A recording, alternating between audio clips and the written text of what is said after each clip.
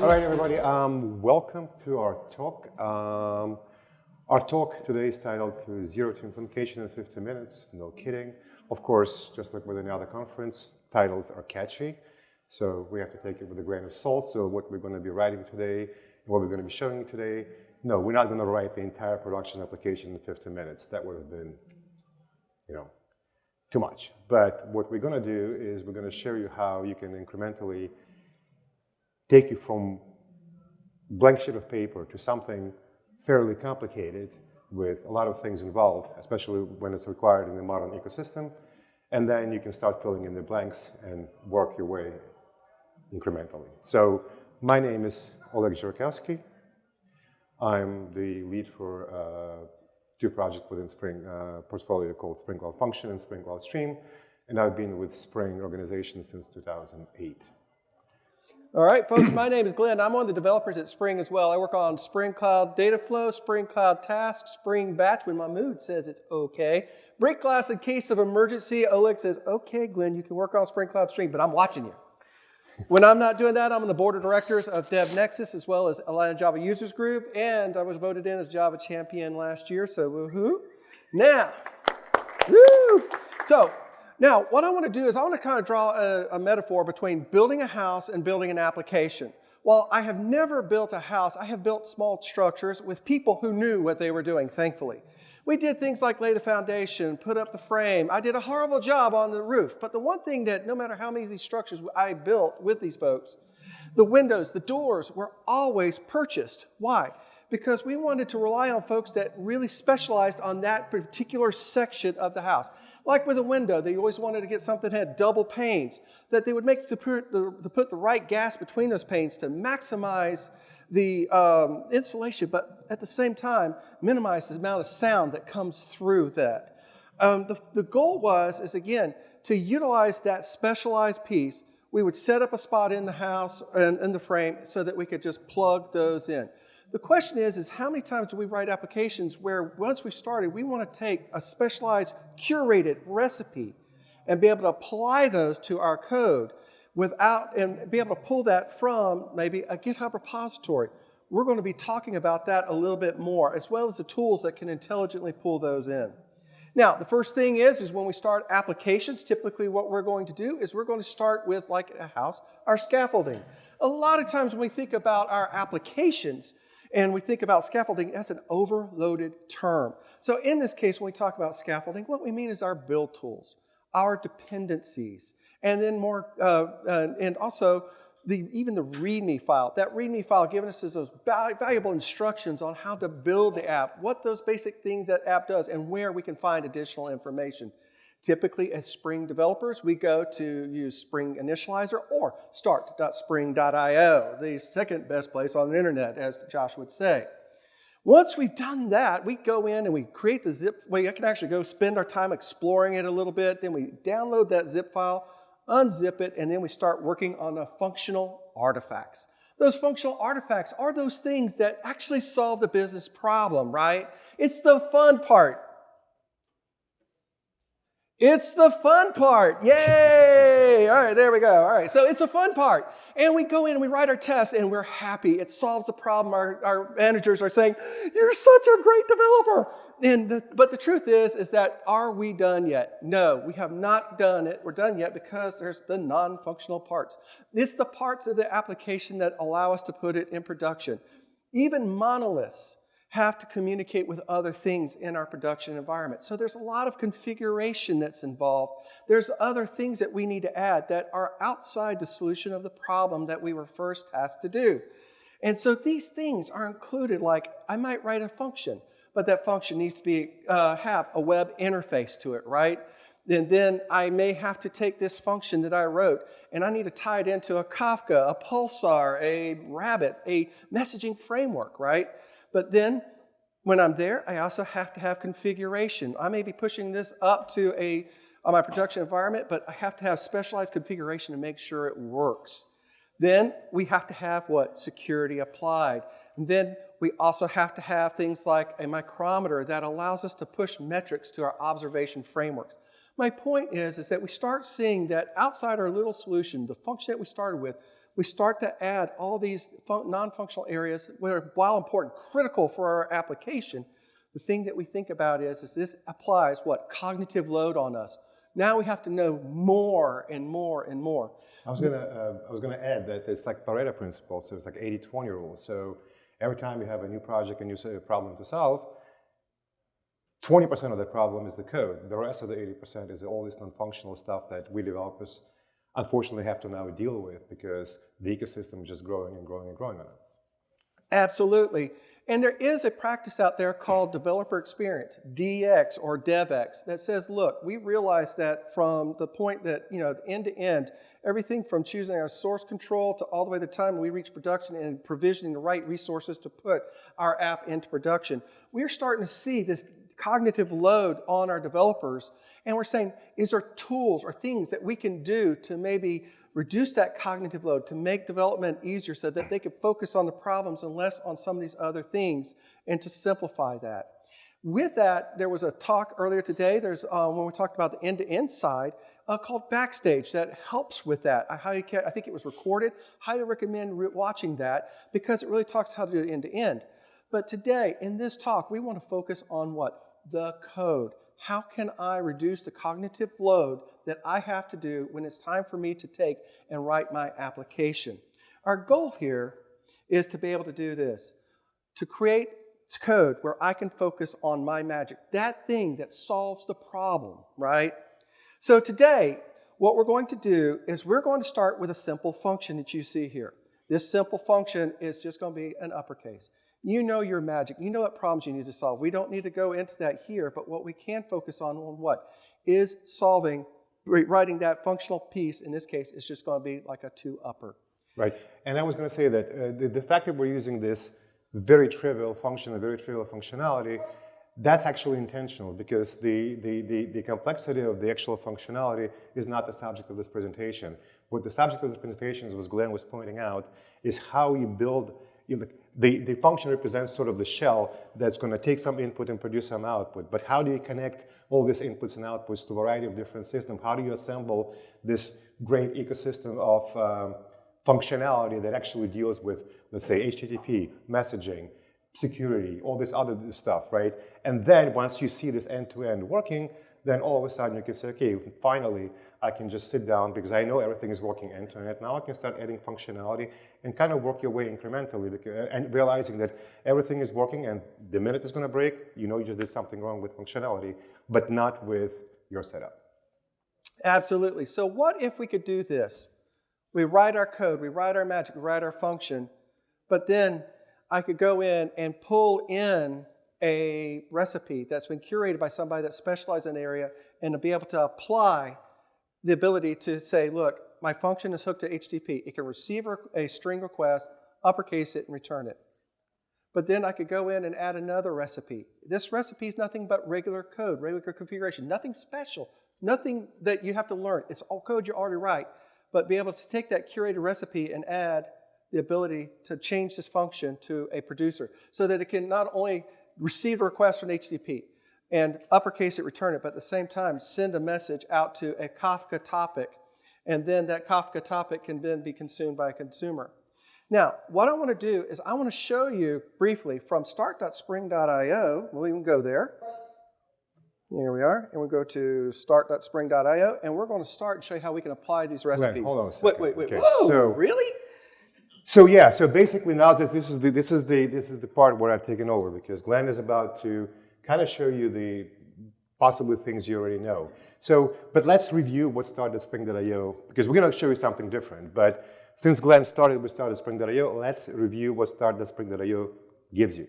So for those of you who don't know, so I'm going to create a new project. What Spring Initializer does is basically allows you to create a project structure with appropriate dependency, properly managed, properly maintained, the right versions and everything like that. So you can say, I want to, let's say, do, I don't know, functions. So go, it has Spring functions, so you can check whether it's a Maven project or a Gradle project. You can check, you have selection of versions, but you can continue to add dependency, let's say, data. You're going to Spring GPA, for example, web, right? And then basically, we're not going to create a project. I'm just going to show you like from the Explorer standpoint. Now this is the structure of your project. So you can see all the dependencies are there. The versions are proper. That's pretty much guaranteed by us, by Spring. Now you have the structure of the project. You have everything there in the right places.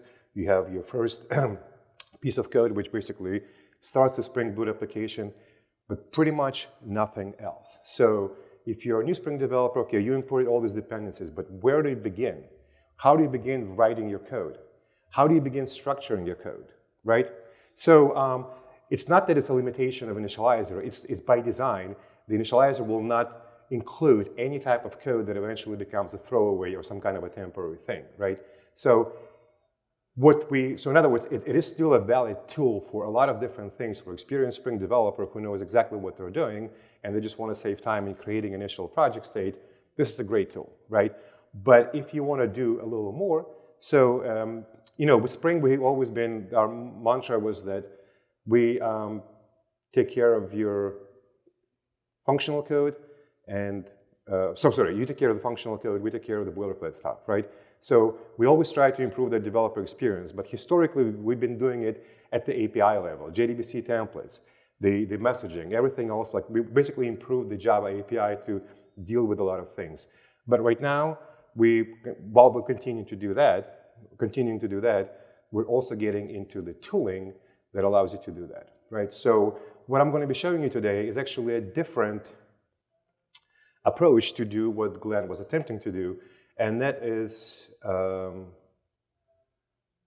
window. Yeah, okay. And that is using this new tool, that new project within the Spring portfolio called Spring CLI. So it's a command line interface that allows you to do things, which I'm about to show you. So Glenn was mentioning the word recipe quite a lot throughout his 7-minute talk. So what are those recipes? The interesting thing is that they're not anything special. When you look at the recipe we're going to get in, we created a repository with several recipes that you can create yourself. We'll discuss that as well. But they're nothing more than just regular projects or fragments of the regular projects. For example, we're going to start with Day 1 app project. If we look at the code here, you can see that it's basically, this project was created from Spring Initializer, but what we did, we added a little bit of initial code, right? And proposed a little bit of a different structure. So we have this function configuration, we have some initial code, and we also have a test case. And again, the code here is very trivial.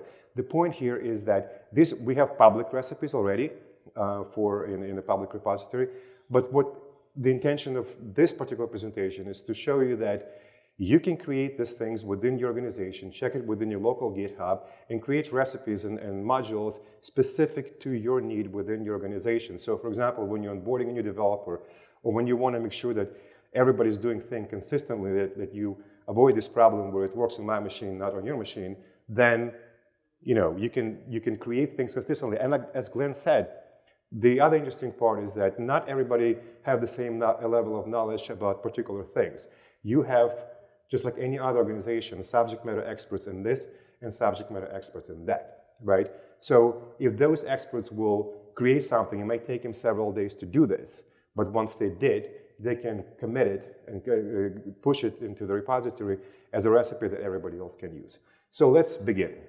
So we're gonna start. So here's my repo, here's my directory, it's empty. Let me kill my idea, I forget to do that. So I'm going to basically, and Glenn mentioned the README files. So this is another very important thing about this module, these projects. We sort of developing this pattern that each module, each recipe will include the README file. That file should not be ever more than a 1-page long. It's not a reference manual, it's not explanation of the problem. It's really just specific to this recipe what it does. Yes, you may include links to the actual documentation and everything else, but it's really about how to do, what to do, and what the end result should be, how to test it, right? So basically usage, we're just literally going to cut and paste the command, execute it. And this is Spring CLI starting the creation of the project. So what we did here, if you look at the command, we said Spring Boot New, and I called this application My App, right? So but I started from this day one app, which is a starting point. But now, when we go we actually have my app. Oh, sorry. Let's actually cd my app, right? And I can do install. And you can see that, first of all, you have this level of confidence. Your project builds, your project has a test case, so now you have a little bit more to work with because you have the shells where you can start putting in your code, right? And again, we did it just a 2-string with a single line of code. You can create something more complex, something more representative of what it is you do within your organization as a starting point. So now, this particular approach gives you the ability to create the type of starting point that you want for somebody to apply. So now I can do idea. Oh, why is it so big now? Anyway, so we have it here. So there's a project and the README file is there and everything else, right? So, okay.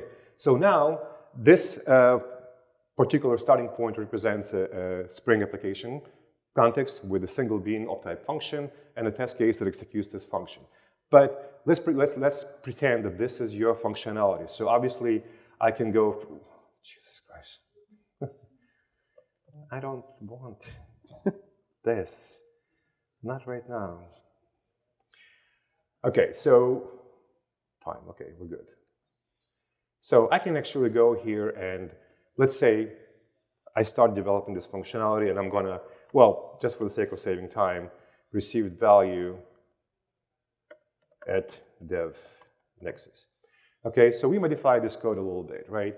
And let's say at some point of time, you have your starting point and you decided that, you know what, I'm gonna prototype this function with applying various different patterns on it, but then I want to reuse the same functionality and maybe prototype it with something else. So now, what you can do is you can say,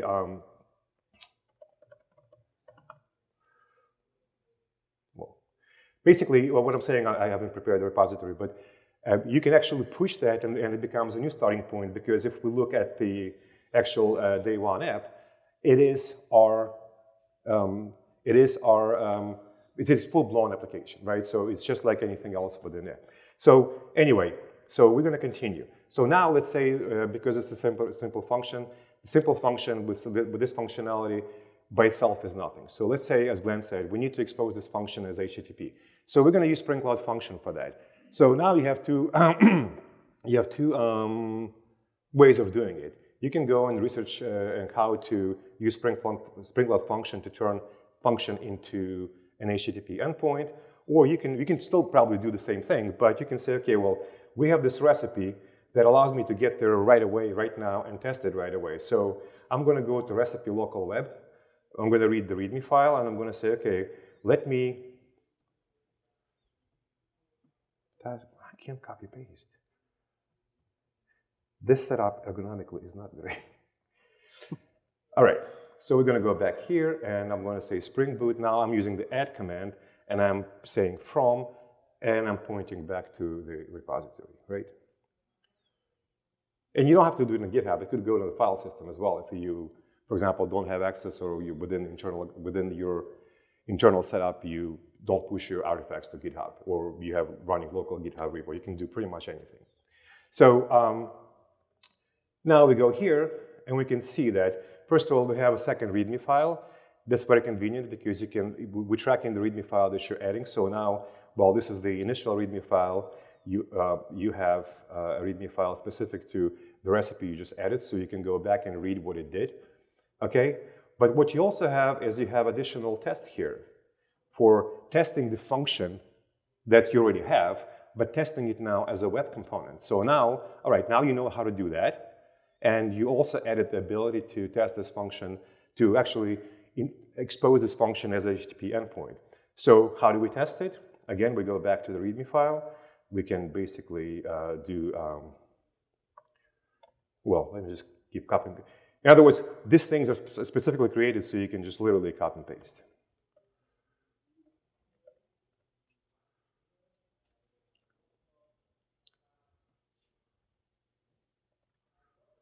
Okay, and then we're going to start it.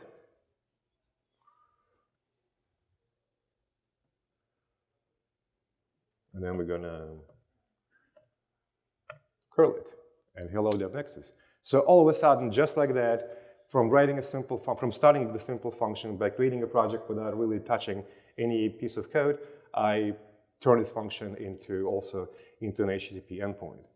Well, now, as we're playing out our scenario, we want to be able to also integrate with Apache Kafka. So basically, we want to send this curl request, and we want to make sure that while we're getting a response back, we also send a message to Kafka. Okay? So again, we need to provide ability to do that. So for that, we're going to be using Spring Cloud Stream. And the same answer is here. So you can go and investigate how to apply, which dependencies are required and everything else, which configurations are required. Or you can say, okay, well, somebody, the subject matter expert, created the recipe. Because remember, it's much easier to learn the new technology when you have something working and kind of reverse engineer back into like, okay, now I know that it's working, now it's easier to understand why it's working as opposed to the other way around. Because the other way around, and I learned it in AWS world, where when I try to do something very, very complex, which we'll probably show you later on today, sometimes it could take weeks for you to figure out various different, and then I realized, oh, that's simple, but you just missed one little part because you didn't have proper guidance and you were just Googling and Stack Overflow and all that other stuff. So we have this recipe local stream, and again, I'm going to go straight to README, and I'm going to copy. I'm not good at this, Glenn. So, okay, wrong window. So we're going to add one more piece of code here. Sweet. Yeah. So basically now adding stream capabilities to be able to send to Kafka and so on. So,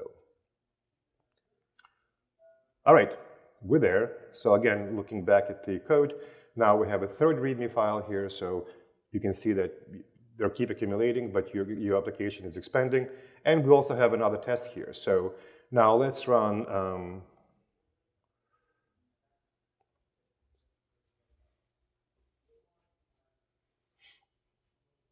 Ouch, it broke.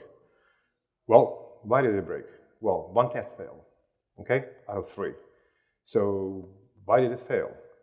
Well, I didn't really go through to-do list because unlike previous recipes, not everything is going to be cut and dry and like this. Just we're not creating some type of a doodleware which will just replace you as a coder and will write all the code for you. So a lot of times, or sometimes, you would need to do some tweaking, some manual work. After all, you are the developer. We're not taking that away from you. We're just trying to help you to get to where you want to go much quicker. Yeah. So, and here especially, I'm kind of mentioning exactly what type of error you're going to get. So you can compare what I got in the command line and compare with this and say, okay, RTFM. So, and what they're asking me here is to literally modify my code to introduce the component called StreamBridge from Spring Cloud Stream Framework to send message to Kafka, right? Now, what's interesting is that at this point of time, we're going to be using local Kafka, and this is the benefit of Spring Cloud Stream and Spring Boot, because you'll see, there's no configuration, which server we're connecting to, there's absolutely no configuration. Why? Because we implement sensible defaults. So by default, it's going to connect to local Kafka, expecting that it's running, and it is running. But again, as you expand, you can introduce new configurations to different servers, different configurations for Kafka, different security, and so on and so forth. And we'll see that a little later. So I'm going to copy this code into my function and inject StreamBridge, and everything's fine. So now I'm going to rerun the Maven clean build or package, install, whatever, and everything's fine and everybody's happy. So now all that's left to do is to start Kafka consumer and do the real test.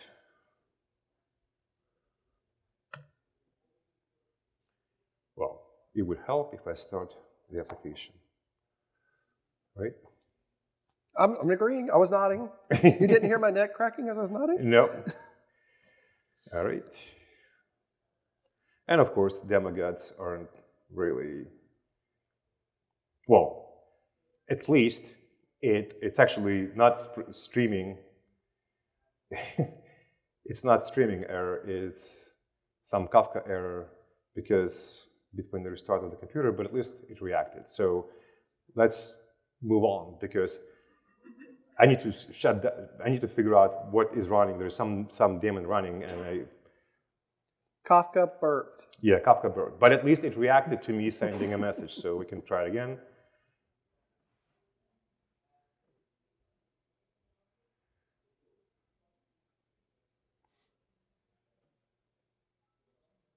Okay, but at least it's reacting. So we know that it's what I wanted to tell you. This has nothing to do with the code. It has to do with something that's running on my machine between the me restarting the computer and testing the demo like an hour ago.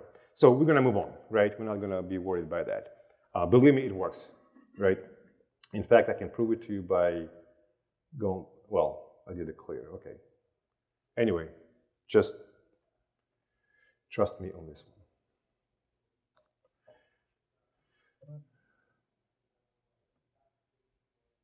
I saw it. I still want to quickly see if I can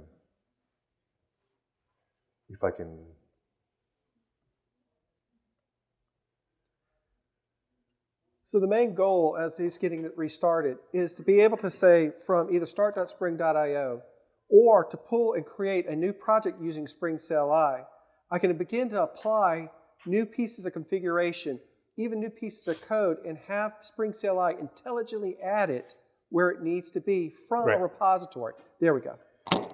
Okay, so pretty much this is all I have, all I wanted to show you. So we just built a project from the, that was a joke. There's much more to show. So, but anyway, Glenn, you have something to say to me, right? No, wait, whoa, hold on. A manager just reached out. He said, yeah, we've been running LRPs for a while, but they want to save a little bit of a thing called money, and they want to run these as, we want the function to be used as a Lambda. Okay. Can we deploy this as a Lambda? We can try. So basically, right now, just to recap, we started from nothing. We created a project, we added the web capabilities, then we added the streaming capabilities to send this message to Kafka. We used the framework like Spring Cloud Function, and we used the framework like Spring Cloud Stream. When Glenn just mentioned long-running process, that's Spring Cloud Stream because we are running everything locally. So when Spring Cloud Stream deployed together with the Spring Cloud Web, the function when the Spring application context is up, we have a long-running process with a message listener, with a HTTP listener that listens to the incoming request, that will send messages to Kafka and everything else, right? Now, when it comes to what Glenn is asking me to do right now, the Lambda architecture, we are introducing what he's asking me not just to change, like say, can you deploy this to Lambda? That would have been easy. But the problem here is that now we're introducing the architectural change because Lambda is kind of a fire and forget, very quick process. It's designed that way, right? That's why we always have talking about like, cold start, warm start, because if Lambda is not used, it will suspend by itself, right? And then, or if it is used very intensely, then it will scale up, right? So scale up, scale down, and so on. So that's the benefit of the Lambda architecture. And of course, Glenn mentioned money. You don't use it, you don't pay, right? So, but now we have to introduce the different architectures. So now we can take two approaches. We can continue to apply patterns, these recipes, on this particular project at the state at which it is right now.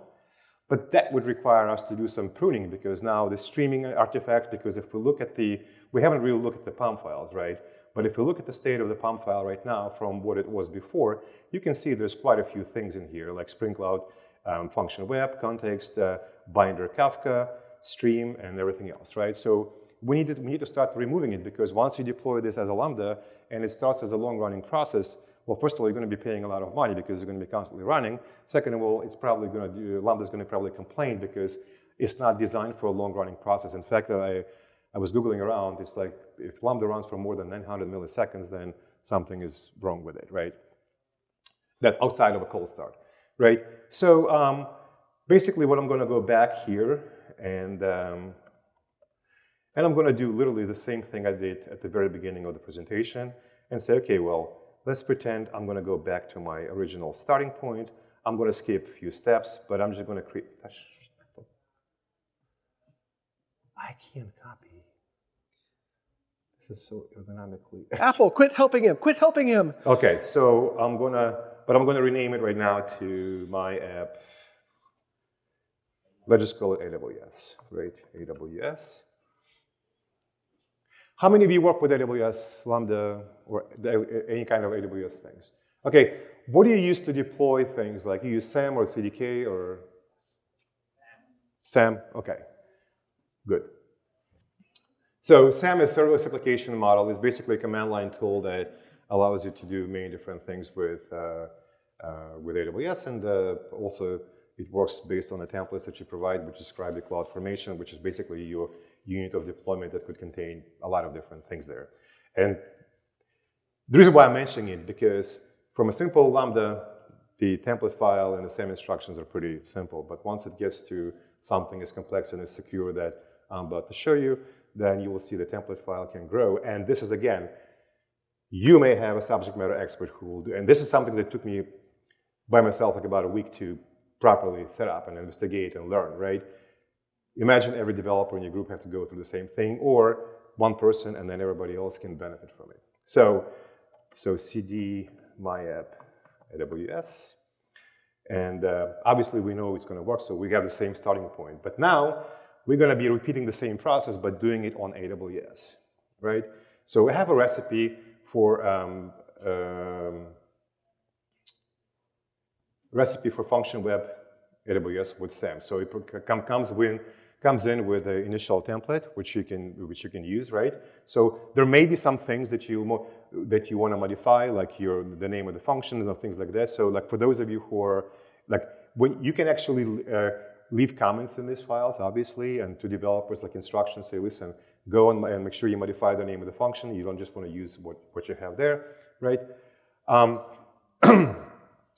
But it comes with it, right? So another thing, if you look at the pump file, it also comes with a lot of additional things, like proper dependency, of course, the proper plugins to generate the deployable artifacts. So anyway, let's just use it again. We're going to use.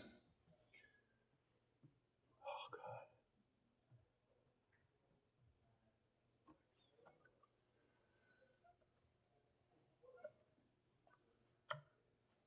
I don't need this window anymore. So now we're adding web capabilities. Now, what is web capabilities to a function deployed as Lambda in AWS?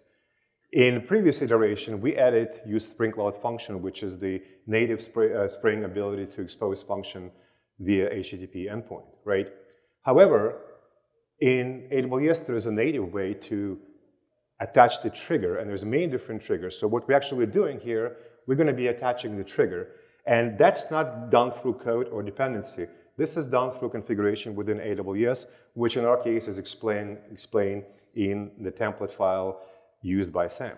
Now, the interesting thing is here, you may later on investigate what is API gateway, trigger, how to attach it, and everything else, but at least this approach will get you there, and when we deploy it right now in AWS, you will see that everything is properly attached and everything is properly working. So, at this point, I'm going to do SAM, which is the command line tool that's installed. It's very easy to install, SAM build, which you'll see it basically delegates to Maven, in my case, to do the build.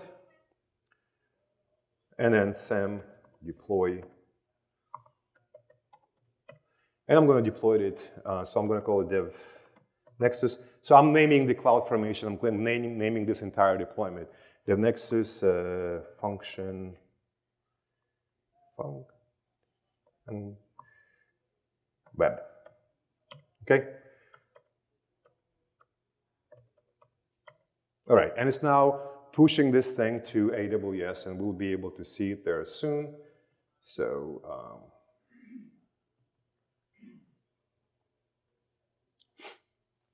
it's doing a thing. It's thankful internet here is not that slow, so it's going to take another maybe 20 seconds. But what we're doing here is really deploying. Now, while it's deploying, what I forgot to mention very early in the process is that when you're adding these recipes, obviously the Maven file on the left and the Maven file on the right, which is basically the right is representing your existing state, and the left would represent your state that you introduced. We actually merging dependencies and plugins and everything else with the current Maven file. So in some cases, we're merging, and if merge works fine, we'll say everything is great, you have a proper Maven file. Or like in the cases of like README files and whatever, instead of merging them, it's an additive approach, right? So sometimes it's merging approach, sometimes it's additive approach. Because at the end of the day, we're not saying that this tool will create the state of the project at the level that's exactly how you want it to be. No, it will bring everything that is necessary. You might, as we said, need to do some tweaking to polish it, to maybe refactor the code, because as you see from the code, like for example, test cases. Right now you have 3 classes for just 3 test cases, right? So maybe you want to say, okay, I'm going to regroup those test cases, but that's entirely up to you. We give you basically everything that you need to verify that whatever you just added works, and then in terms of refactoring, restructuring the code is entirely up to you. Okay, everything's been deployed successfully, so now all I need to do is copy this URL,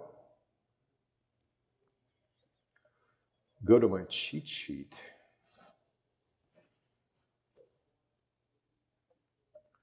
but before I execute this curl command, let's look at the AWS. So here's my Devnexus function web. If I look at the, what?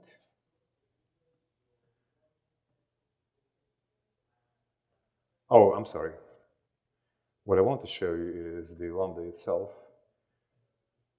Okay, so here's my uppercase web. Now, the function is called uppercase web. Why? Because it is how different. This is, which one project is that? That's not the one we need. Idea. We're on a different project right now, so if you look at the template file, that's where the name came from. It's expressed there. So again, we're not going to be discussing all the details of this template file, but this basically describes your deployment, right?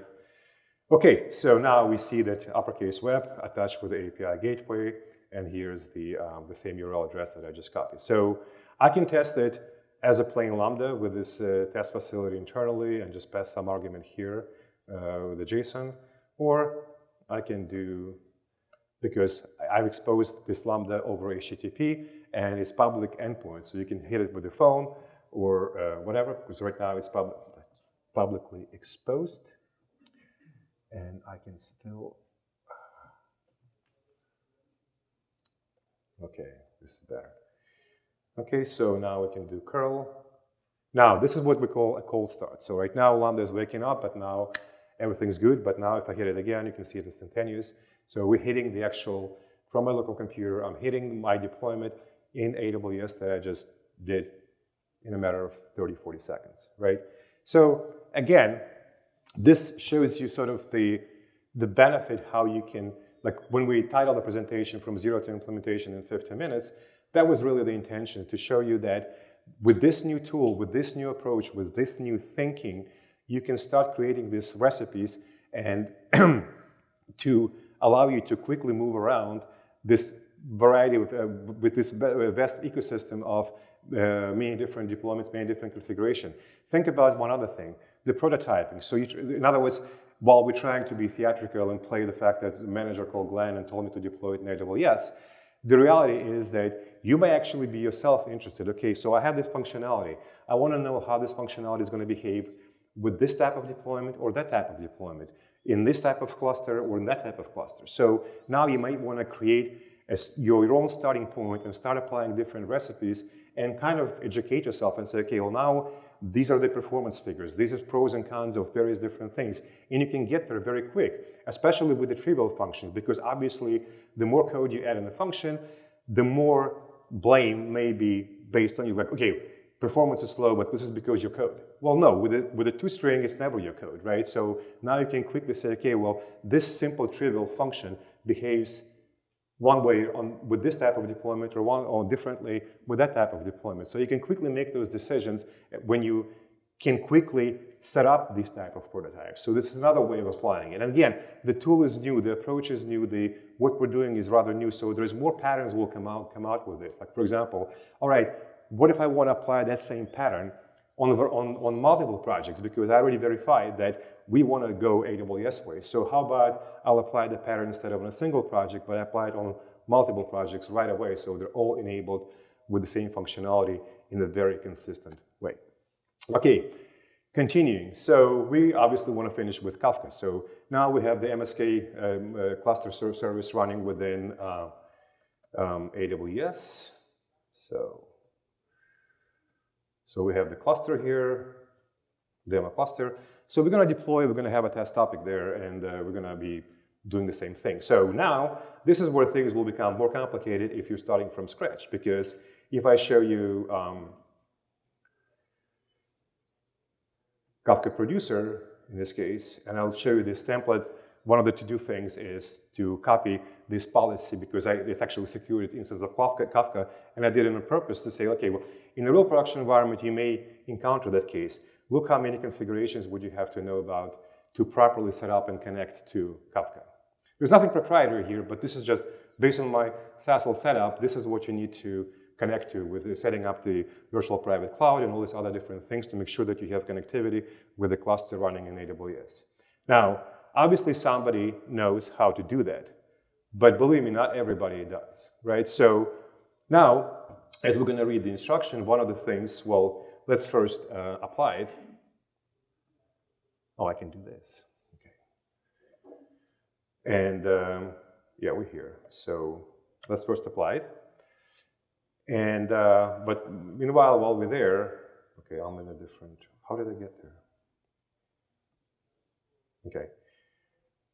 We see this to-do list is a bit more involved because it says, okay, we need to disable the test case. The reason why we already have a test case for testing the function, right? But in this case, we're going to modify the code because the code is going to use the capability to send to Kafka. This also counts with configuration here to connect to Kafka cluster, right? So the bottom line is that, again, there is nothing proprietary here. That's why it's published in the GitHub. But the point is that right now, we could modify, that explains in the README file. We could create a Docker container with create an image with AWS, AWS, and cluster, Kafka cluster within it to test it locally. But we decided not to complicate the issue. So one of the things you, as I explained, you have to do in this to-do list is we're going to disable the test case. The second thing we need to do is how we did with the stream bridge. We need to modify the code slightly to introduce this Kafka sender, which is the class that's provided with this particular recipe that uses Kafka template to send message to Kafka. And then last but not least, we need to modify the template file to introduce this policy statement or section, because without it, we will not be able to connect to Kafka, right? So a few things you need to do, but at least we got you there 60%, and then a few things you literally need to just cut and paste, okay? So we're there, so let's do exactly what I just said, okay? Glenn, you can entertain a crowd. So the thing to think about is this, is what we're looking at is that when we look at that configuration, we see that it took a lot of trial and error to put it together. And that was from an expert who knew what they were doing. So what it meant was two things. One is that we have curators who actually create the content that we're going to use to create recipes. These recipes are not specially formatted projects, but rather regular Java projects with regular configurations. That once that person who has created and curated that recipe puts it in, they have created a project with expertise built in. Now, as a user, I can focus less on that area of I might not have to study quite as deep into AWS because I'm using a curated list of configurations or code that has that built in, and I can take and use Spring CLI to apply that to my project. Again, Spring CLI does this intelligently because it's actually backed by Open Rewrite and some additional code that we've applied that will smartly put it into the right and correct location. Now, the goal is as a curator, that's one role, and then the second role is us as a developer that could take advantage of that. Right. Right. Okay. Yes. Yes. So is there any marketplace for all these recipes? There are, and so right now there's two levels. The first is you're going to see when you pull down Spring CLI, you can actually do Spring Project List, and there's a set of projects that we've already applied that you can pull from and use and take advantage of some of that information that's like, hey, I want to create a Spring Cloud stream, I want to create a Spring Cloud function. That is available for you to pull and play with. But the goal is for y'all, when you are inside your company and you have like these specialized ways, when the company says, I want you to deploy Lambdas in this way, I want you to deploy and have your set up your streams, your topics, the security for those in this specific way. You don't have to go out and find somebody, tap them on the shoulder and say, how do I do this? It's already ready for you. You add it to your project and then you tweak it as you need. All right, Glenn, 5 minutes. I need to finish it Yes, with you may. AWS. So basically, quickly, what I did is as the to-do told me, modify the code, introduce the Kafka sender. I added this huge policy section from here to the template file that is going to be used to deploy things, right? So this is the policies, right? And I commented the test case, right? So now I can go here, SAM build. Again, commenting the test case is not recommended approach, just demo-driven development. We don't want to get into more complexity here. So now, and the same thing, SAM deploy guided. Now, this deploy is going to be a little, because it's already, everything is pre-filled, because everything was written to the local sort of a cache. There's a file here you can see called SAM config. It basically wrote it's for the purpose of remembering what I did previously. So now I'm just going to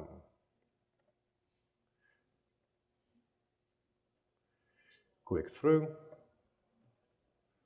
and now it's deploying. So now I'm going to go back here into AWS.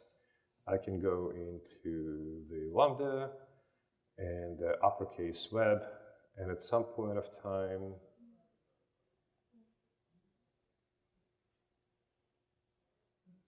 this is a slightly different thing. So the change site is created, so now it's deploying. It's doing its thing. If anybody has any question for the next 20 seconds, I'll be glad to answer it, or Glenn.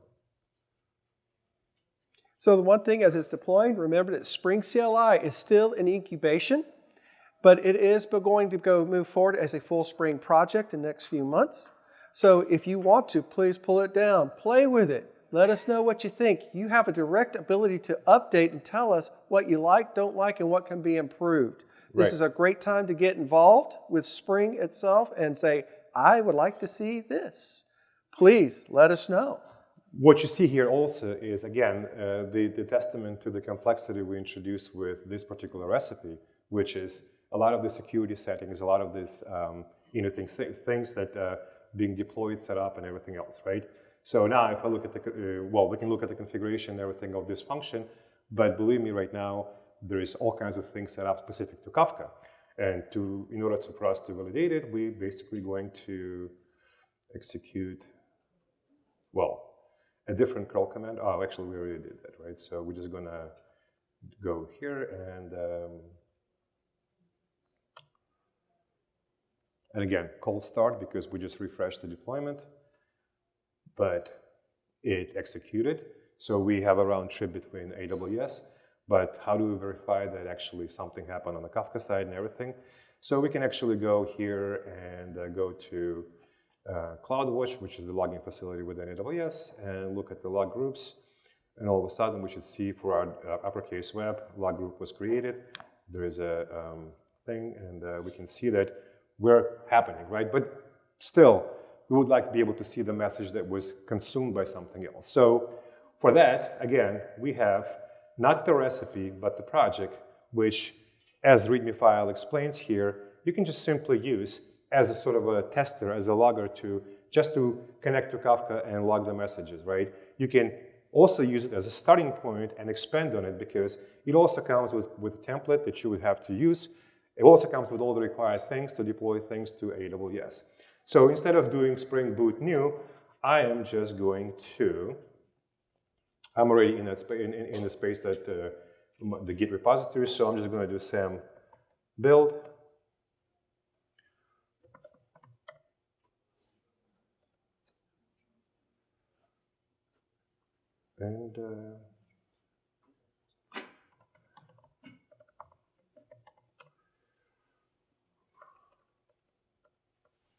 And now it's deploying. So now, unlike a function we deployed previously with the API gateway as a trigger, it's going to deploy this particular consumer, which is also a function. You can look at the code. Oh, God. I created a new window, but security tokens, okay. Freeze the charm, right? All right. All right. So yeah. So this one's going to attach now Kafka cluster as a trigger. So in other words, every time the message arrives to Kafka topic, is going to trigger the function. Now, in the Spring Cloud Stream approach that we did at the initial state of our presentation, that's the long-running process. This is what was controlling the listening. So we run our own listener. But in this particular case, we're just deploying a Lambda, and the listener part is AWS stuff. So again, we're benefiting from the platform that we're deploying, and by doing so, we're greatly simplifying our own responsibilities, because now we're sitting in this beautiful world of Lambda architecture, where everything is sort of done for us, managed for us. We don't have to worry about the servers. We don't have to worry about upgrading them. We don't have to worry about managing them. It's all done by the provider. Yeah, we pay only for what we use and all the other benefits that comes with that type of architecture. Now it's still deploying. This one is a bit more complex, because now what it's doing is, if we look at the function that's created, right? So, okay, so this is Kafka Devnexus consumer. You can see right now it's already there. So we can look at the cluster. State is still creating. So it's attempting to connect to Kafka. It is attempting to do all these different things. So it is still doing. We're almost there. Give it another 20 seconds, 30 seconds. So since we're kind of running slack on time, after he does a demo, if you have questions, feel free to meet us right at the door here. We'll be more glad to answer your questions. The magic is about to start any moment. Amazon, feel the power. Be the power of Amazon. Yeah. Deploy the power of Amazon. I just bought something from you. May it work. I paid you. Enabled.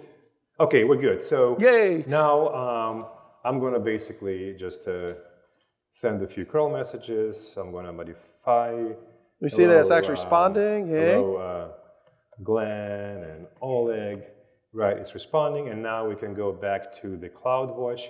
We can see in the log groups that we have another log group for Kafka Devnexus consumer. We can look at the actual log, and now we can see that we're actually consuming messages from Kafka. And again, we just did all this complexity we started from blank sheet of paper and got you to this point twice with different styles of architecture. And again, remember what I said about prototyping. So we just prototype various different approaches of how you can do the simple functionality. Now you can choose which one do you want. And now you can actually go into this function and functionality and start putting the real stuff in there, the real functionality, right? And you already have a test case to begin testing it and so on, without affecting anything within your deployment. Because right now, the state of this application will take your function into Lambda architecture with API gateway on one side, with MSK cluster on another side, and so on. So thank you very much. Thank you, folks, for attending. We're going to be hanging out here if you have any questions.